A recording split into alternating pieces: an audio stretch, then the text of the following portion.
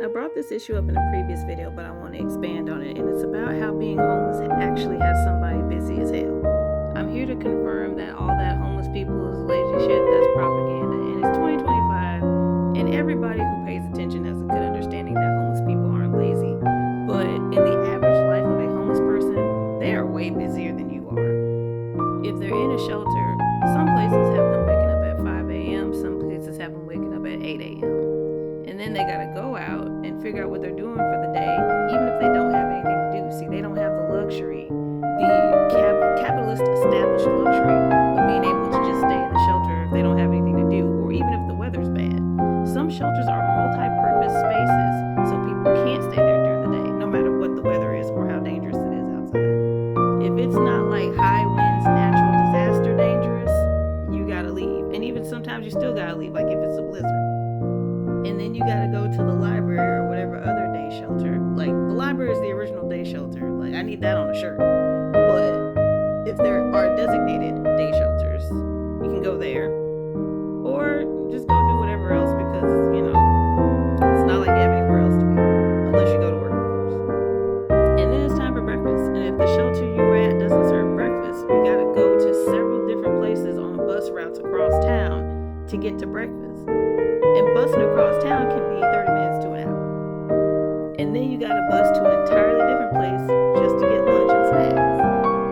And then you gotta bus to an entirely different place to go to the temp service agency if you don't already have a job to see if they have work. And some people go do that in the morning, some people wait until after they eat in the afternoon. And then if the shelter you're staying at doesn't serve dinner, you gotta bus across town 30 minutes to an hour somewhere else for dinner. And then you gotta bus back across town to get back to the shelter unless you have Shelter Connect, which I explained in a different video on how that's inefficient, especially for people who work and who are disabled. Oh, and by the way, if you're disabled, you might not even be able to do all this busing, all this walking, all this whatever shit, by the way. All this stuff that you have to do instead of just being able to make food at your house. And then in a lot of places, they have sitting outside hostility, so you gotta keep moving around to avoid the police or avoid somebody harassing you. A lot of places don't want you to use the restroom, so you gotta find a place to use the restroom. It's a lot of fucking work. While I was homeless, I developed trauma from using the restroom because there are so many places that don't have public restrooms, or the restrooms are just more lenient to people they can tell aren't homeless, to where, like, every time I see a bathroom, I have to use it because I know that it's a safe place where I can go, and I don't know when the next time is I'll be able to use the bathroom. And I'm still grappling with that. Not to mention all the people that harass you and ask you needless questions because they think you have all the time in the world because you're homeless, when you have to work way harder to get from point A to point B multiple times a day, 7 days a week. Homeless people ain't got help like that. The churches don't help. We just saw this video, this series of videos that this lady made trying to get baby food for the fictional baby.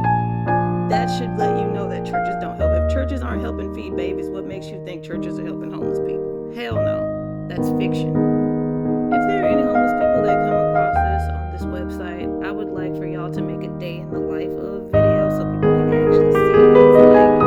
Because as of right now, I am not homeless. But even if I were, I don't know if I have the mental capacity for that. But if you do have capacity for that, please do, because people need to have a way better understanding. Like, y'all got time for these day in the life of videos of these moms making these videos, and that's not even a day in their life. You can look at the day of the life of a homeless person, because unlike your favorite influencer, the day in the life of a homeless person is going to be real.